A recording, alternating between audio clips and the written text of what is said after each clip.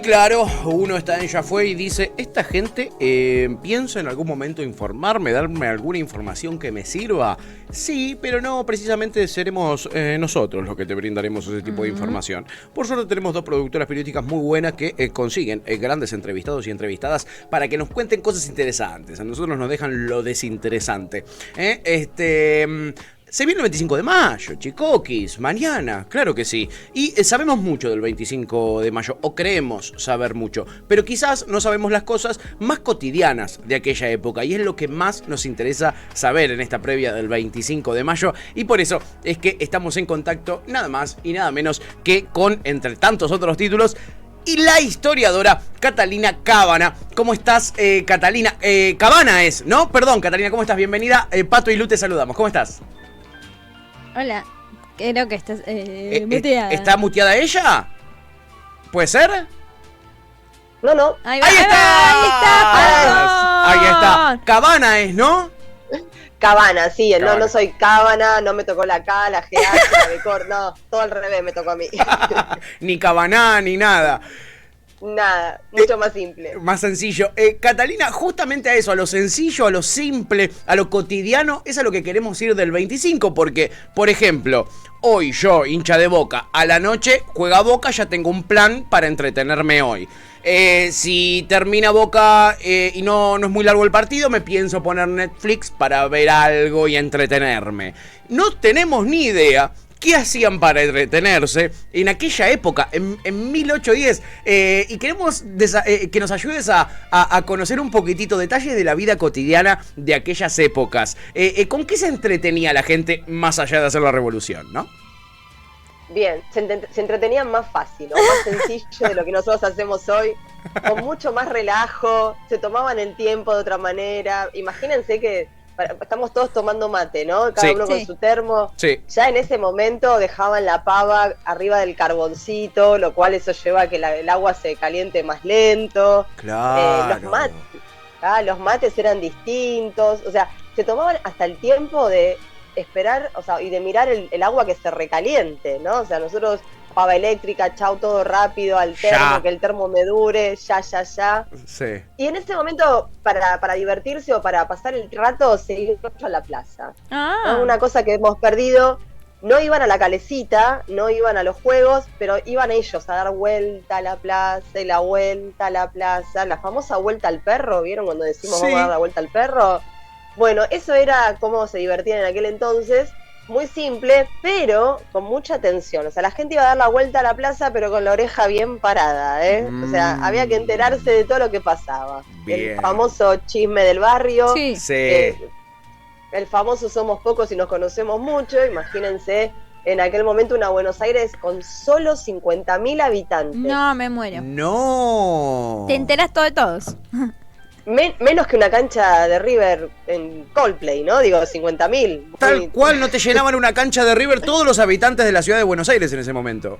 No llenábamos la cancha de River, pero que qué revolución que te hicimos, no importa. ¡Ey, olvidate! ¡Poderosos los chiquitines! Vamos. Olvídate. Salían a chusmear. ¿Cómo? Salían entonces a chusmear, paraban la oreja, conversaban, iban mirando en la plaza. Mirá, ahí está tal, el hijo de tal, etcétera. Era muy más tranquila la cosa, ¿no? Era más tranquila, era mirá lo que se puso, mirá con quién anda. Fíjense que en ese entonces había como mucho código del abanico también. Vieron que se abanicaban, justo no tengo ninguno a mano, pero se abanicaban así, pegar una hoja, ¿no? Y entonces... si te miro así, si te miro de reojo, si te miro con los dos ojos, si bajaba el abanico, mucho código había para la comunicación. Y bueno, y después a las tardes, más tardes, teníamos las tertulias, por ejemplo, donde mayormente había un público femenino en esas tertulias, donde obviamente se comentaba todo lo que sucedía. Vieron que los libros de historia muchas veces a las mujeres medio que no las tienen en consideración. La revolución la hicieron los hombres. Medio 3/4. Medio 3/4 así. Pero las mujeres tuvieron un rol muy importante con sus tertulias en la revolución. Esto de que a veces, las mujeres se juntan a tomar mate y charlar, pero charlaban de política, eran las esposas, primas, hermanas de gente que estaba participando de la revolución, así que entre ellas también se iban corriendo muchos datos, y había una comunicación entre ambos. O sea, bueno, ustedes están en el cabildo cabildeando, nosotros estamos acá tomando mate, pero ¿sabés lo que me contó Pochita? No sabés la que se viene. Claro, había como un manejo de la información. Era como un grupo de WhatsApp aparte, ¿no? Era como el privado del pool, del grupo. Te iba a hacer ese paralelismo justo. Nosotros hoy nos informamos. Yo, por ejemplo, que soy periodista, estoy todo el día con el teléfono informándome. Y era una de mis grandes dudas, ¿cómo se informaba la gente en ese momento, no? Obviamente el único medio de comunicación que había, si no me equivoco, era el diario. Sí, y ni siquiera era diario, eran como unos pasquines. Claro. Y pensemos que de esas 50.000 personas que estaban en Buenos Aires, no todos, y la gran mayoría, no sabían leer y escribir. Entonces era más difícil. Tan lentas eran las comunicaciones que nosotros hicimos la revolución 3 años después de que derrocaron al rey en España, ¿no? Porque llegó un diario en un barco, ¿no? Y ahí se enteraron. Imagínate, y aparte le creyeron, o sea, porque llegó un diario y dijeron, bueno, vamos a creerle a esto, o sea, no tenemos cómo corroborar. O sea, hoy entramos y hacemos, no sé, leemos 3 diarios distintos, Twitter, redes, vamos a chequear la fake news. No, en ese momento llegó eso y le creemos y chau virrey, andate. Acá dice, imagínense acá si hacemos eso ahora. ¿Te imaginas? Yo leí en Twitter que te tenés que... Leí en Twitter que Alberto está en cana, aprovechemos para tomar el poder ahora, ¿entendés? No. Ya, no. Tremendo, no demos ideas igual, no demos ideas, Cata, no demos ideas. Hay varios con ganas de subirse a esa. Mirá qué interesante, ¿no? Entonces la tertulia, mucho lo social evidentemente estaba mucho más presente, lo social, el contacto físico, ¿no? Lo de verte, juntarte, eso era fundamental para la vida en sociedad. Sí, después, bueno, por ejemplo, el tema de juntarse, cena de amigos, ¿no? Como hacemos ahora, y venía algún amigo que sabía tocar el clavicordio o algún teclado de la época, y entonces te hacía ahí como una serenatita con la música del momento. Imagínense que en esa época era, no sé, Chopin, ¿no? O sea, la nocturna de Chopin, una música muy tranquila. Claro. Claro, es como el romanticismo y todo por ese lado. Se bailaba mucho, o sea, hay quejas, por ejemplo, había vecinos que se quejaban de los tambores de los que en ese momento eran los esclavos, ¿no? Que se juntaban con los tambores en la zona del centro, pero se bailaba mucho, por eso también nosotros tenemos la herencia del pericón, por ejemplo. Sí. Y después hacían juegos como los juegos que jugaban los nenes chiquitos, pero los jugaban los grandes, como el gallito ciego, ¿no? Ir con un palito y los ojos vendados buscando a la otra persona. Lo jugaban los grandes, me muero de ternura, sí, claro. Cata. Sí, bueno, era lo que había en el momento. O por ejemplo, una sábana, ¿no? Sí. Y ponían un muñeco y tiraban la sábana y el muñeco y hay que agarrarlo. Muy bueno, sí. Era más simple la vida en aquel momento, digámoslo así. Mucho más simple. Cata, vos sos, por ejemplo, también bailarina, has investigado mucho sobre tango, y no estaba ni siquiera en los planes el tango en ese entonces, ¿no? Nos contabas que se escuchaba ese tipo de música tipo Chopin. ¿Qué era lo popular en ese momento, como después fue el tango, como después fue el rock nacional, como hoy quizás en día es la música urbana para los pibes, la cumbia, etcétera? ¿Qué era lo popular, lo más popular? Lo más popular era la guitarra. Siempre fue la guitarra. Sí.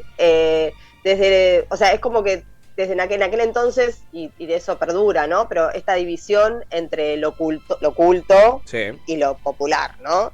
Que en realidad cuando hablamos de popular es que es algo que nos refiere a todos.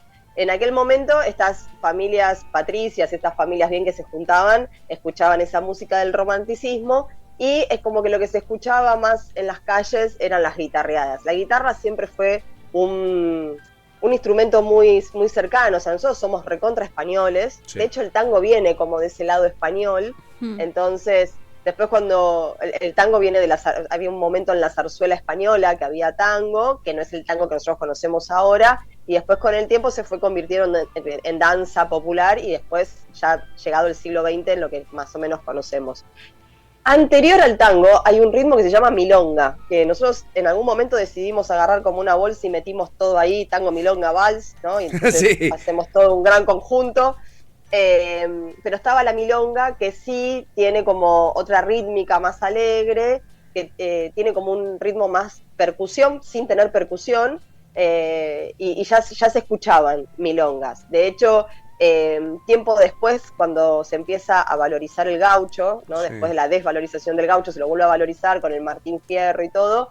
El Martín Fierro es un gaucho que habla, ¿no? Allá están los negros, van para la milonga, y la milonga como un ritmo y un espacio. Pero es mucho, la milonga es más local que el tango, por ejemplo. Primero la milonga. Y es mucho más alegre, mucho más divertida. De hecho, después la gente se quejó del tango, como... ¿En serio? Lo hicieron re triste. Sí, después cuando el tango se puso más intelectual fue como... Pero lo hicieron re triste, la milonga era más divertida, tiene como esa onda más... De hecho, cuando la escuchás es como que ya se te mueven más los hombritos. Sí. Y el tango no. Viste, cuando ya empezás a mover hombritos ya es alegría. Sí. Claro. Totalmente. Y ponele, se juntaban, uno traía la guitarra, Tuki, nosotros traemos un mate, ponele, nos juntamos con los pibes en la plaza, traemos un mate, el termo, traemos la guitarrita, Bizcochito. bizcochito, eso justo iba a decir, bizcochito no puede faltar, la verdad.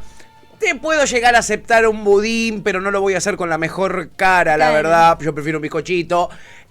¿Qué se morfaba? ¿Qué traían, por ejemplo, a una de esas tertulias la gente para lastrar? Bueno, el torta frita, por ejemplo. Torta frita era en serio. Mira, en los actos La siempre posta. te ponen, ok, era verdad. La posta, y aparte en aquel entonces se cocinaba mayormente con grasa. Claro. No como ahora que le ponemos aceites y refinamos y esta situación. De hecho, vieron que a mí me pasa, yo soy muy, muy de Buenos Aires, muy porteña, y cuando cruzás hacia otras provincias, comes un bizcochito ahí y tiene como una carga mucho más pesada. Sí. Claro, se sostiene como esa base culinaria. Acá nos refinamos un poco y aceite. Pero sí, todo con mucho más grasa. ¿Pastelitos, membrillo de batata, sí o no? ¿Existían? Es dudoso, Claro. es dudoso. Es como una práctica posterior, sí. Sí Ok. estaba Sí, o sea, igual el pastelito es como una herencia de la empanada, ¿no? Claro. Entonces, pensemos que cuando hervir en aceite, cocinar en aceite era muy caro, ¿sí? Conseguir el aceite. Pero sí, se hacía. Ok. Era más fácil conseguir formas de horneado que o de horas y horas, como vieron esta cosa de los guisos que sí heredamos nosotros de aquel entonces. Sí. Y vieron que para ahora tenemos como guisos de lentejas muy, muy elaborados, muy gourmet, pero originalmente es un guiso donde se pone una carne barata y dura, horas y horas de cocción, ¿no? A revolver para poder comerlo, que viene de esa época. O sea, pensemos que no había frigoríficos, entonces una vez que mataban la vaquita había que comerla un poquito más rápido y si no, cocinarla un montón. Y bueno, sucedía eso, ¿no? Horas y horas de guiso, que es más económico que ponerse a freír. Por eso de que dicen que cuando vinieron los ingleses tiraron aceite caliente por las ventanas. Es re mentira, o sea, era carísimo, ¿no? Y pensemos que en aquel momento de estas 50.000 personas tendrías unas 300 que comían todos los días y unos tantos que no. Claro. Entonces, sí. Interesante eso, Sí. me interesa mucho esto. ¿Cómo era la división social? Hoy tenemos una clase media muy, muy expandida, quizás no tanto en el último tiempo, fueron perforando la línea de la pobreza, pero justamente, sobre todo Buenos Aires es un lugar con mucha clase media. ¿Cómo se dividía la sociedad en aquel entonces? Pues todavía no habíamos tenido una oleada migratoria como la que tuvimos a principios del 1900. ¿Cómo se conformaba la sociedad en aquel entonces, Cata? Bien, la sociedad se dividía entre estas familias patricias que tenían un montón de plata y estaban reacomodadas. Estas familias patricias a su vez tenían todos sus esclavos, ¿no? Porque todavía estamos hablando en términos de esclavitud. No había una clase media, porque no había una forma de escalar socialmente. O sea, lo que podemos denominar clase media de aquel entonces es como lo que se empezó a mestizar, un criollo que vivía acá, pero que tal vez pertenecía también a esas clases más acomodadas. Había gente que tenía y gente que no. La gente que tenía en su poder a la gente que no tenía, que eran los esclavos también. Claro. Pero bueno, después, por suerte, dentro de todo, Argentina es uno de los primeros territorios en avanzar con la abolición de la esclavitud. O sea, en 1813 tenemos la libertad de vientres, que significa que todo hijo de esclavo nacido en suelo criollo es libre. Entonces ahí ya tenemos como una primera generación de esclavos liberados. Porque antes hijo de esclavo ya era esclavo. Era esclavo inmediatamente, claro. Inmediata, sí. Y después, bueno, eso se va liberando ya más allá, después tenemos un proceso largo hasta la Constitución de 1860.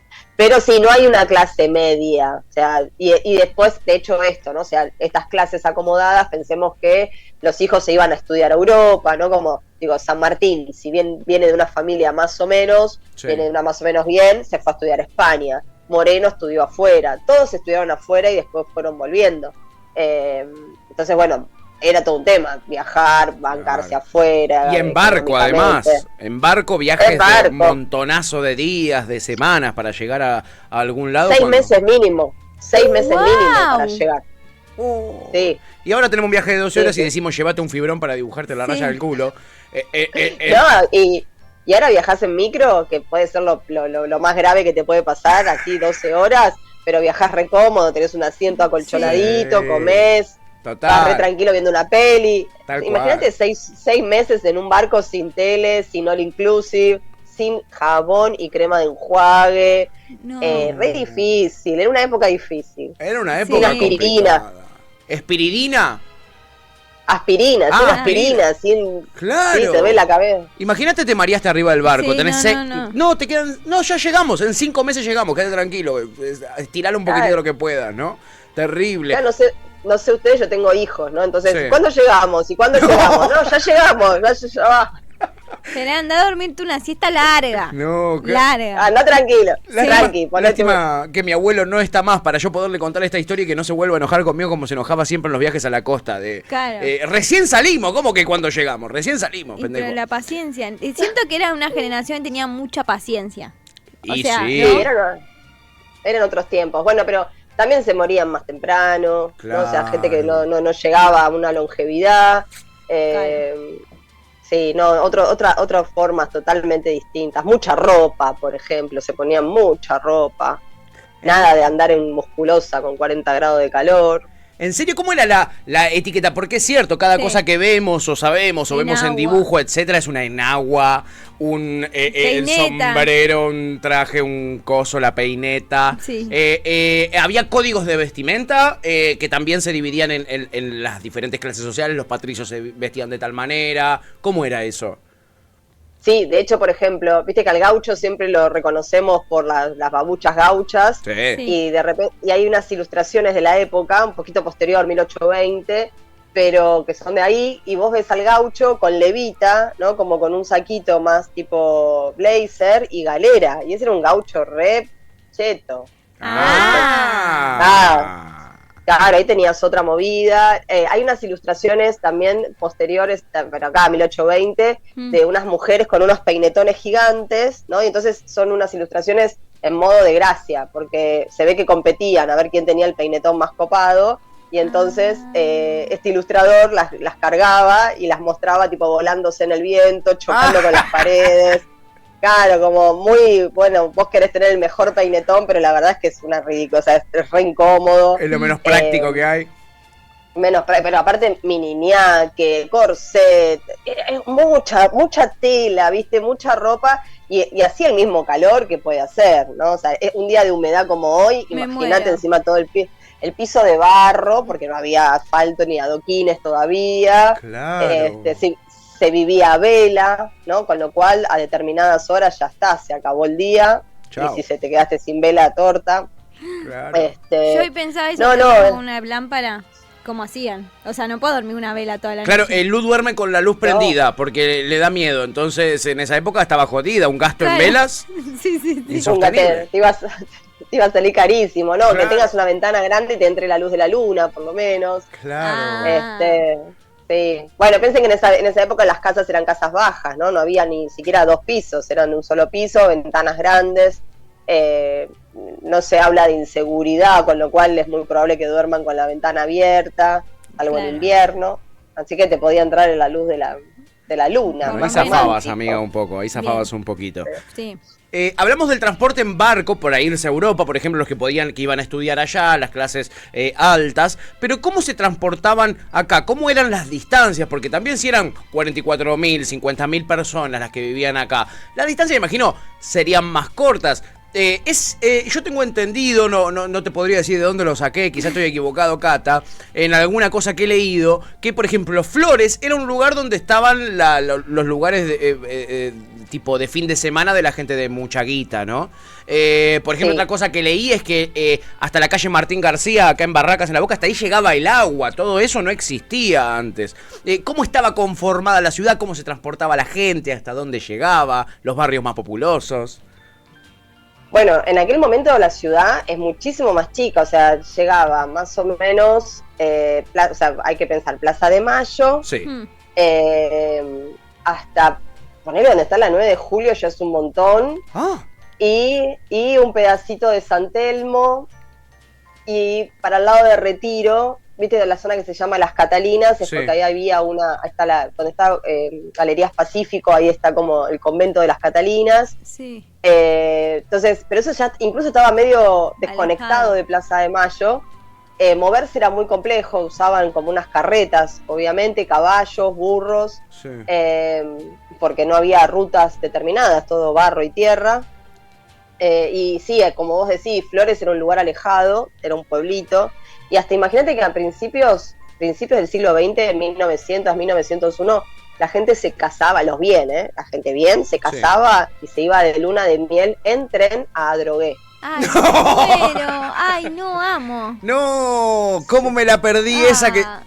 No, cuando me casé... Eso. No, lo bien que me hubiera venido, Cata, lo bien que me hubiera venido esta data. Te hubieses ahorrado unos pesos. Pero bueno, ahora uno va a Adrogué, va y viene en el día, como bueno, la gente de Adrogué viene a trabajar a Capital, ¿no? O sea, como eso se acortó. Pero sí, en aquel momento las distancias se manejaban, era como, hay que ir hasta el fondo de la legua, ¿viste? Hay que ir hasta el fondo de la legua. Y era Flores, ¿entendés? Hoy llegas en subte 78 colectivos. Sí. Ya viajé 1 hora y media y me siento estresada. Claro, ¿entendés? Claro. Total.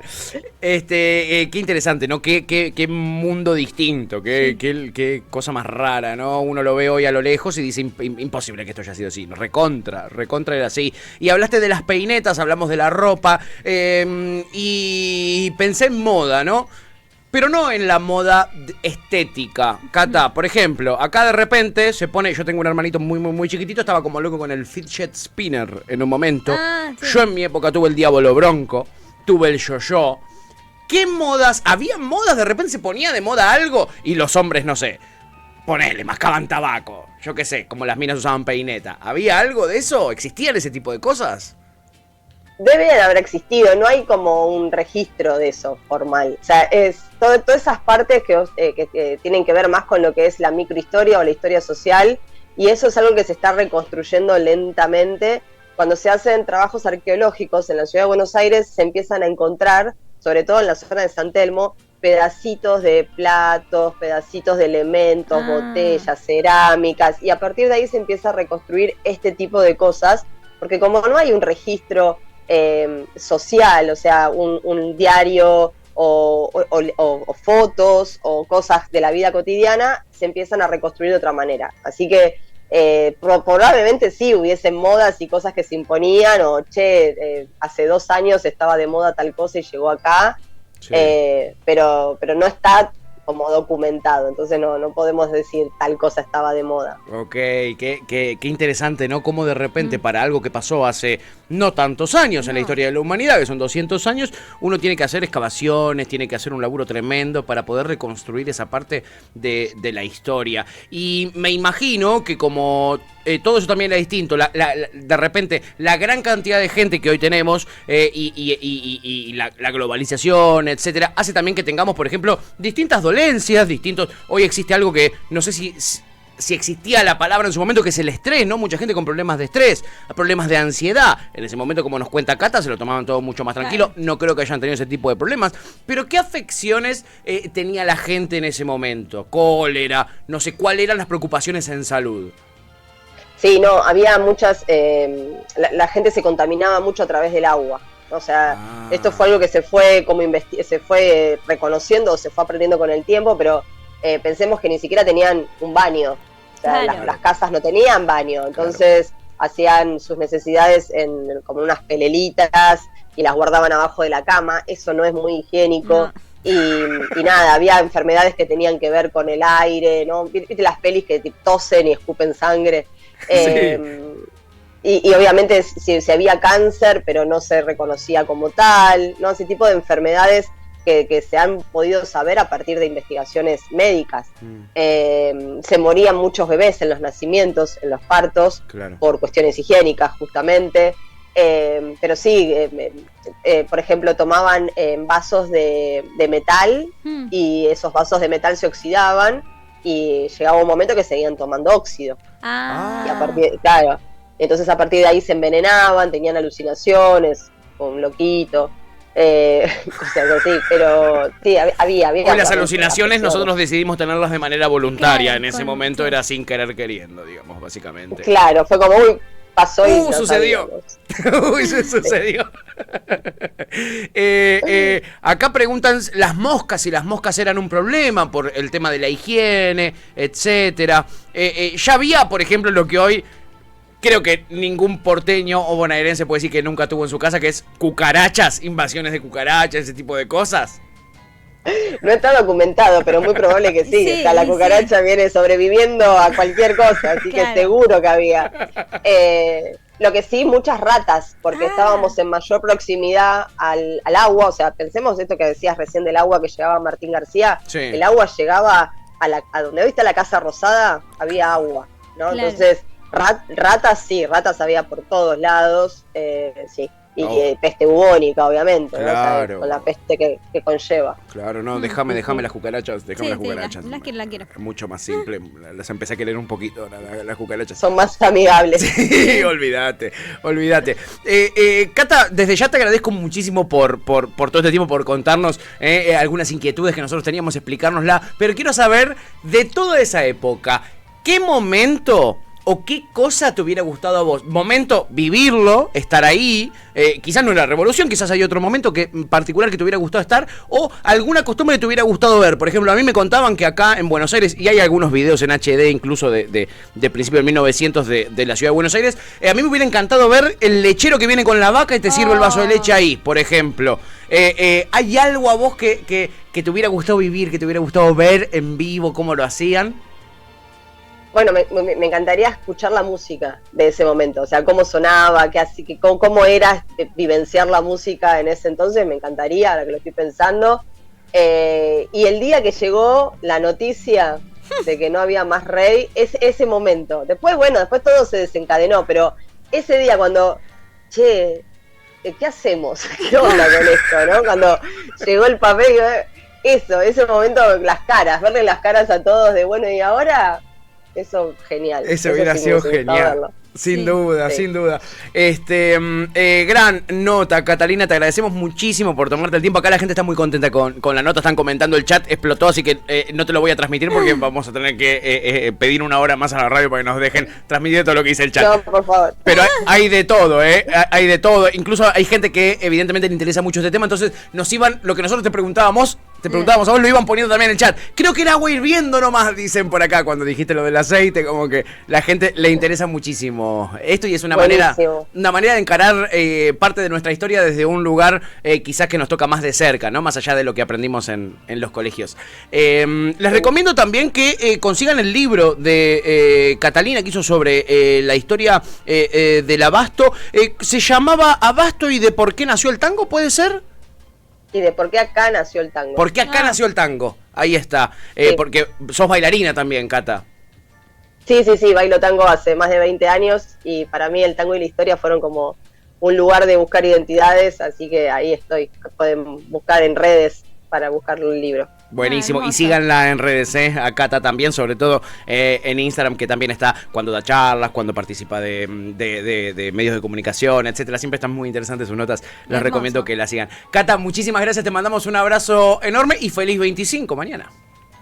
Por favor, muchísimas gracias, la pasé genial, así que cuando quieran seguimos charlando de historia. Que tengan un hermoso fin de semana. Un abrazo enorme. Abrazo gigante, Cata. No sabe lo que acaba de hacer, Cata. Nos acaba de abrir la puerta. Ya está. No sabe que nosotros somos muy jedes. No saben el lío que se acaba de meter, Cata. Divertidísima la nota, ¿no? No. Muy buena nota. Muy buena. Wow, me acordé de algo recién cuando la saludaba, que dije, no se lo puedo preguntar sobre el final, pero era el tema de las profesiones, porque ¿te acordás que nos contaban que a principios de 1900 estaba esa profesión creo que era el celador, no me acuerdo cuál era, que iba prendiendo los faroles? Sí. Los faroleros. La farolera tropezó y en la calle se cayó. Sí. Era gente que prendía los faroles, vivían de eso, ese tipo de profesiones. En fin, está buenísimo que nos hayan quedado preguntas pendientes porque la vamos a volver a llamar a Cata Cabana, una genia.